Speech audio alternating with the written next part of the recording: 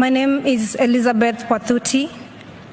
I am a youth climate activist from Kenya. I have done a lot of soul searching about what to say here today. I have asked myself over and over what words might move you. And then I realized that making my 4 minutes count does not rest solely on me. My truth will only land if you have the grace to fully listen. My story will only move you if you can open up your heart. I can urge you to act at the pace and scale necessary, but in the end, your will to act must come from deep within. I need to tell you what is happening in my home country. Right now, as we sit comfortably here in this conference center in Glasgow, over 2 million of my fellow Kenyans are facing climate-related starvation. In this past year, both of our rainy seasons have failed, and scientists say that it may be another 12 months before the waters return again. Meanwhile, our rivers are running dry, our harvests are failing, our storehouses stand empty, our animals and people are dying. I have seen with my own eyes 3 young children crying at the side of a dried-up river after walking 12 miles with their mother to find water. Please open your hearts. This is not only happening in Kenya. Over the past few months, there have been deadly heat waves and wildfires in Algeria and devastating floods in Uganda and Nigeria. And there is more still to come.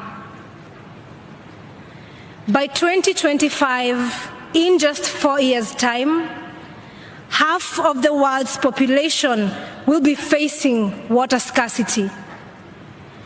And by the time I'm 50, the climate crisis will have displaced 86 million people in sub-Saharan Africa alone. I would like you to join me in holding a moment of compassionate silence for the billions of people who are not here with us today, whose stories are not being heard, and whose suffering is not being felt.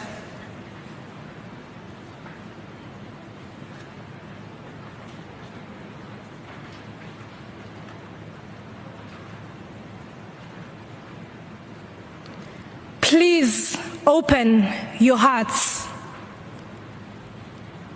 If you allow yourself to feel it, the heartbreak and the injustice is hard to bear. Sub-Saharan Africans are responsible for just 0.5% of historical emissions. The children are responsible for none, but they are bearing the brunt. We are the adults on this earth right now, and it is our responsibility to ensure that the children have food and water. I have been doing what I can. Inspired by the great Professor Wangari Maathai, I founded the Green Generation Initiative, a tree-growing initiative that enhances food security for young Kenyans. So far, we have grown 30,000 fruit trees to maturity, providing desperately needed nutrition for thousands of children. Every day, we see that when we look after the trees, they look after us. But these trees and the life-saving fruit they bear will not survive on a 2.7 degrees Celsius warmer planet. The decisions you make here will help determine whether the rains will return to our land. The decisions you make here will help determine whether the fruit trees we plant will live or perish. The decisions you make here will help determine whether children will have food and water. I believe in our human capacity to care deeply and to act collectively. I believe in our ability to do what is right if we let ourselves feel it in our hearts. So for these next 2 weeks, let us feel it in our hearts. The children cannot live on words and empty promises. They are waiting for you to act.